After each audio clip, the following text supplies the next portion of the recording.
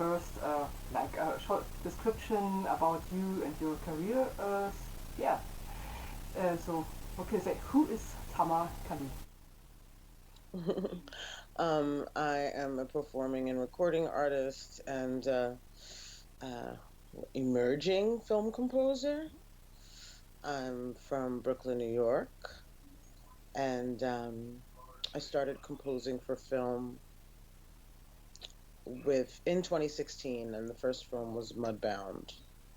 And I am now currently working on my fifth, and still performing and writing, um, the work that I perform as well as composing for film. Is there something about your musical education?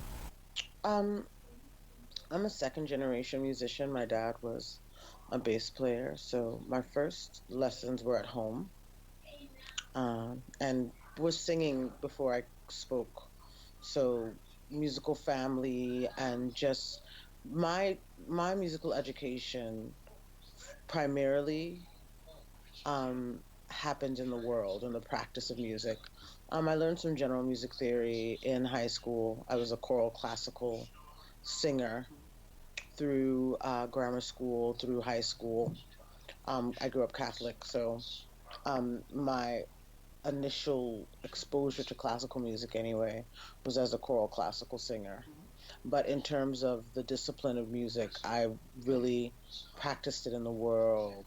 I don't have like a strong theoretical base. I have a strong practice base through since I was a kid. I've been performing and doing music and writing my own songs.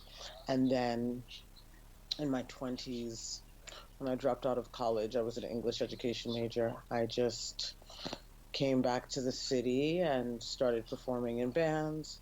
I did session work and eventually, you know, solo career, and then writing in different formats, not just a straight ahead rock thing, which is, I found my voice in the punk rock hardcore scene initially, but my personal music was always kind of like alt rock and then experimental, ranging from very aggressive melodic rock to experimental new classical. I have a chamber ensemble I also perform with. And so that's how I segued into scoring for film based on um, Dee Rees finding out about my music initially for her first indie. Um, and I, did a cameo in that film and lent songs to the soundtrack. But then with her discovering more about like my range and finding out about my chamber ensemble, her then enlisting me to score Mudbound. Wow. And do you have favorite instruments to play or compose for? Say again, I missed that. Do you have a favorite instrument to play or compose? I definitely am a composer who hears things in my head. Um, I write in Logic, and so that's been my mode. And I guess I developed that type of mode because, in the interest of time, especially because I'm an independent composer, I don't have a team. I'm really like DIY. So I kind of need a one-stop shop where I can get it all happening and done at once. So I'm usually just writing with the keyboard in Logic. But for my bands, I write on guitar, but different songs come in different ways. So as a performing and recording artist, there's just a myriad of ways that I might be inspired. I might hear a bass line or have some lyrics or hear a guitar riff. With composition, I'm working to picture and listening for things anywhere from the environmental sound in a shot to maybe some sound design or maybe the timbre of an actor's voice that can kind of spark the initial inspiration that makes me decide how to voice the underscore for the scene, or underscore the scene. Mudbound was your first assignment as a film music composer. What can you tell me about it? So how is it about? What is it about? It was it was certainly a trial by fire because I'd never done that ever before. Um, and it was an indie film. A lot of people think about it as a studio film, but Netflix actually purchased the film a week after its premiere at Sundance. So it was an indie film, really tight budget. So I had to apply all my skills as an independent artist to figure out how to make it happen. I was working with a music editor, Nancy Ellen, who was very supportive and pretty much groomed me and mentored me through the whole process because I'd never written for film before. And there are just so many steps, and it's just a different world. It's like, I understood how to compose, but learning the technical aspects of writing to picture and submitting cues and all of that. So it just all happened on that first project. And now that I'm my fifth film in, it's interesting. I feel like I'm developing, slowly but surely developing a flow and a way to work, but there's just so much to learn, of course. And I'm hoping that maybe by number 10, I will feel like I've had I've run the gamut of scenarios in a general sense, to really feel like, okay, I pretty much know just the general paradigm and frame of reference for how these things go, like that I will have enough different experiences or instances of certain things happening to know kind of what to expect. Everyone has been different so far. Are you still proud of that score? The Mudbound score? Oh my goodness, yes. I'm grateful that I feel really good about my first work. Um, you know, yes, absolutely. I think, and it's deep because for a couple of reasons. One is that you're not writing solely for yourself. For me as an independent artist, I've always had the experience of owning my masters and all the publishing. So now working in film, that's a different scenario. It becomes the property of the studio. So in collaboration, you have to be generous, you have to be trusting, and there's a certain amount of giving away of your work that you have to be comfortable with. Because if you don't have ultimate control of it, it's not, you don't have possession of it in the same way as when you're working on your own. But also just the logistics of working in media and how the rights work too. So then there's that added layer of understanding that you are giving this work. So I feel like, wait, what was your question? I thought I was on track, and then I was like, well, if you, still proud of Mudbound, the score. oh yeah. So I'm saying, and what I was saying is that, so the other aspect of that, it's like, yes, I'm proud of it, but it's not a subjective pride. Does that make sense? I am proud of, I'm proud of it as a part to this beautiful whole that is Mudbound. So it's not like, yes, I wrote the score, but when I think about it in the context of the picture. I have a lot of pride in having worked on that project, and I feel like because of what the work itself was, every single person involved was probably very proud of their work. I think that the team that deassembled, we just brought our A game, and I'm just very proud to have been a part of that project. I think as a whole that work will stand the test of time and that it's strong. So it's not a singular or subjective type of pride that I'm feeling for my score apart from everything. It's the whole. And I read that you are now composed the music for the movie Shirley. The story of the movie sounds interesting. And how did you get to the job? I guess Josephine Decker, who is the director, she was familiar with the Mudbound score, and she wanted to work with a composer on this film. So my name came up in the process, in the in terms of possibilities for a composer. I think we really hit it off. I like her style in terms of what she's put into the world so far as a director. And I was excited to learn about Shirley Jackson. I was not actually familiar with her or her work before being tapped for this project. And I mean, pretty solid artist and a story that I was anxious to be a part of, bringing to to visibility for more people. It's based on a fictional novel about her, which I think is really cool. You think about authors and the world of fan fiction, and if you think about fanfic, the novel is kind of a fanfic. It's like someone who was inspired by Shirley and her life story created this fictional work, but using Shirley as a character and kind of like musing about what her process may have been to create the work that she did. So I like it. There are so many layers. Can you already tell me in which direction the music will go? I just rather it come out and you hear. I don't want to talk too much about it. I'm working on it right now and we haven't wrapped.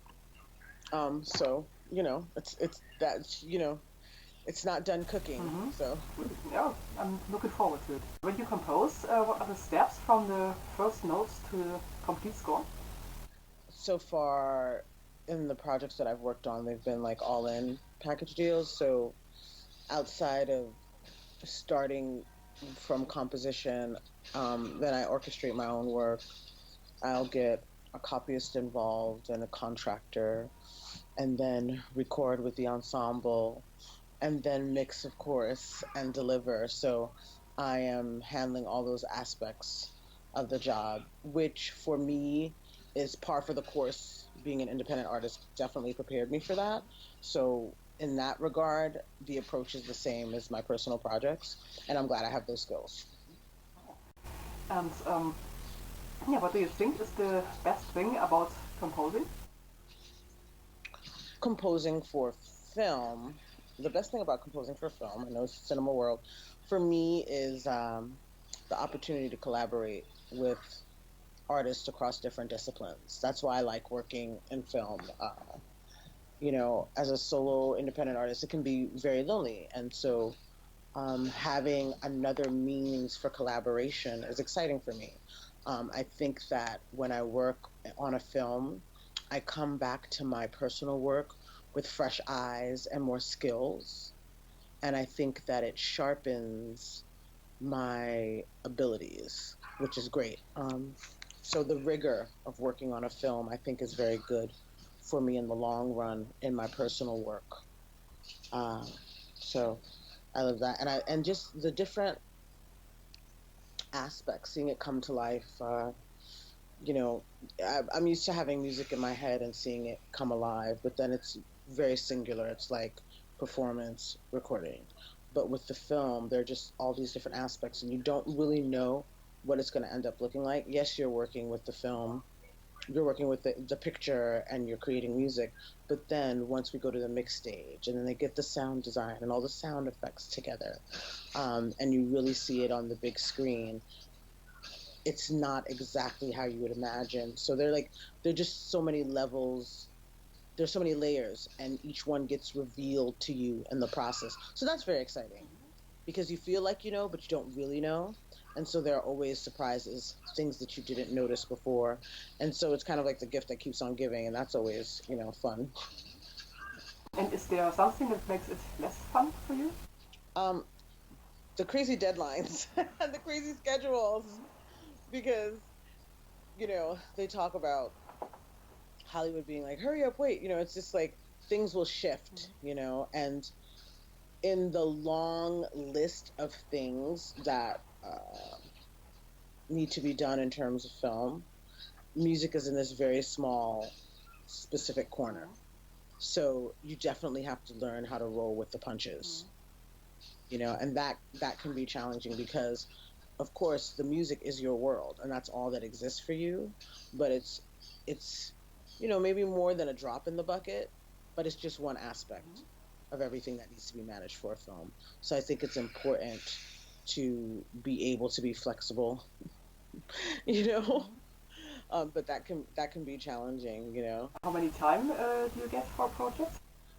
Mudbound was 4 weeks, which I was like, woo, and that was like about 42 minutes. Um, this project that I'm on, Shirley, this has been a real tight one. Um, What I will say is that if you have a very tight schedule, a schedule that feels pretty much impossible, it's your hope that you're very much inspired by the work and you are loving what you're doing, because then you'll be able to flow, you know? And you have an authentic connection to the work, then a tight schedule will not be as murderous as it seems. Wow. So yeah, good luck and fingers crossed for it. Thank you, thank you. What do you think is composing, yeah, an art or a craft? So for movies or the other projects? I think, hmm, that's a good one. That's a good one. I think that the fact that it's industrialized makes the craft aspect, the skill, the craft aspect essential because it's industrialized. You know what I mean? Um, in terms of art, music is an art, composition is definitely an art. But as I said, once we get to the point where we're monetizing our creativity and it's in the context of an industry, um, the craft is a very, very large percentage of what you're doing. Uh, so far, working on independent films and developing relationships with independent directors, I feel like even though I'm part of the industry now, I've been very lucky to be able to maintain an artistic perspective and maintain my artist alchemy. I think that as projects get larger and there are bigger budgets, that the craft part is a higher percentage. Also because they're basing their aesthetic or request for the score more align industry standards. So it's not so much about creativity, but maintaining a certain standard or expectations. And so then it becomes more of a craft along the lines of what the standards that are already set. Like the risk stuff, if you're working with a director who wants to take risks, then we're talking more art. Does that make sense? And how would you describe the nowadays conditions for yeah, female film composers? It's interesting. I did not have a standard trajectory. I mean, the thing, whenever people talk about gender, it's a societal issue. Um, so anything you experience in the industry is just a reflection of the world. It's a micro macro thing. So I think that moving forward in these conversations, that there has to be a discussion about, inequity and gender parity in society because, women still don't, they make what? I think white women in America make maybe 77 cents of the dollar to a man. So, this is the world, this is the context that this industry exists in. It's not an island unto itself. So I'm sensitive around those conversations just in regards to treating it as though it's an island unto itself. Um, in America, we still haven't passed the equal pay for equal work. So obviously, yeah. So obviously, there's inequity in the industry. There's inequity in our society. We still have yet to evolve to a point where we're interested in making sure that parts of our citizenry are not marginalized and affected disproportionately by the elder society. So Oh yeah, it's a long way to yeah to go. yeah, so I just think it's like so it's like this is an issue that we have to grapple with in society, and so it's not like it's going to happen in this one corner. It's a conversation that needs to be had about inequity in our society. So it's not about being a female. It's like being a female firefighter, being a female. You know what I mean? Being a woman in corporate America. Being it's just like Oh yeah, yeah, and just be a composer. So yeah, it shouldn't be make a role if you yeah be female, male, or whatever. exactly, and it only is Mhm. because there's inequity in our society. And yeah, what are your wishes for the film composers or female film composers in the future? I have a wish for society and for the industry to engage in equitable practices. Women are 50% of the population. And basically, if the pool that you're drawing from is predominantly male, you have a noticeable blind spot. And in order to choose the best, you actually have to have a sampling of the best that's out there. And if you are missing 50% of the population, odds go just statistically that you're probably not getting the best. And yeah, what are you, more general, thinking about the modern movie industry? Do you like the modern movies? I mean, I don't know anything. I only know about the modern movies, right? That's the only thing I know. I mean, of course, I love vintage cinema just from an aesthetic perspective. Uh, it's interesting to me. I definitely have a love for some kitsch 70s stuff. um, but yeah, I feel like just in terms of it's a big world and that there are many different places you can land.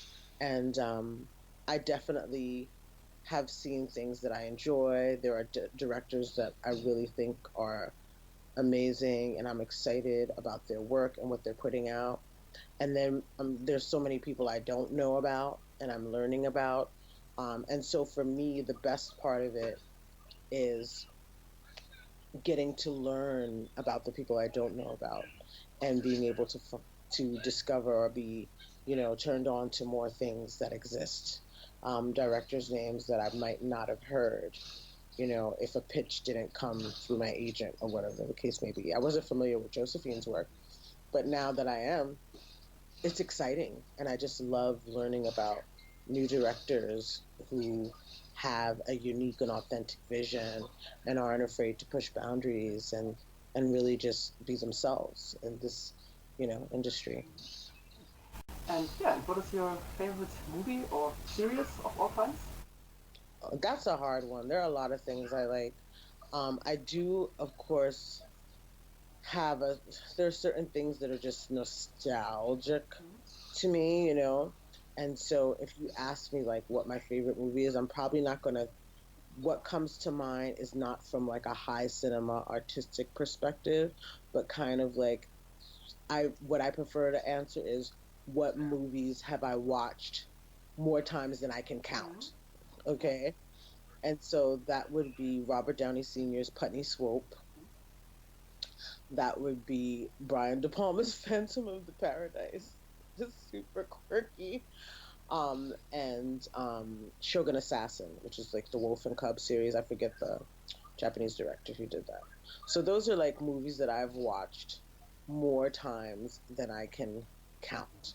Um, but over the years, there have been tons of things that I really enjoyed. I'm trying to think like recently, what was something that in like, I'll say in the last 5 years, I enjoyed Beast of No Nation, Moonlight, Hell or High Water. Those are things that stick out to me. Um, yeah, I mean, but I could never do the favorite movie of all time. But I could definitely tell you things that I watched so many times I can't even count. Great. Yeah, besides actually about your current or next project, or do you have one? I'm composing the score for Shirley right now. I just finished The Last Thing He Wanted, which is Dee Rees's next film, and it's based on a Joan Didion novel. It's a Joan Didion novel adaptation, and excited about that work. It's the largest arrangements that I've done for film yet, so you know, definitely anxious to see how it's received. Do you have a dream project? So if you could choose, what would you? I don't. I don't really think in those terms. I just love the opportunities that I've that I love doing the work. For me, the work is the way. The practice is the most exciting as it comes along. I've never thought of dream project, but certainly directors that I would be interested in working with. In terms of film directors, Cary Fukunaga, Ava DuVernay, Barry Jenkins is doing brilliant stuff. I'm trying to think of Steve McQueen. And artists in general. I often imagine what it might be like to work with Julie Taymor. She's just such a visionary. So an opportunity to do something with music in her in some way. These are all, things that would be great. And yeah, so short for the end, a little thing I come from Type Jones, and you tell me what comes to your mind. Oh, so you're going to say a word, and then I have to say the word that comes to mind. Is that what you said? The word or the sentence or whatever comes to your mind. Okay. So no time. All right. Okay. Film music. Oh, composition, palette, colors. Orchestra. Brass, congregational community. Hollywood. Celluloid. That was the one that came to my mind. Okay. Yeah, future. Parity, equity. And the last one, hobbies. Hobbies? Mm-hmm. Sleep. Because that's what I need. Sleep is always. That's going to be my new hobby. Sleeping. Mm-hmm. Wow. It's been really intense. Mm-hmm. It's been intense right now.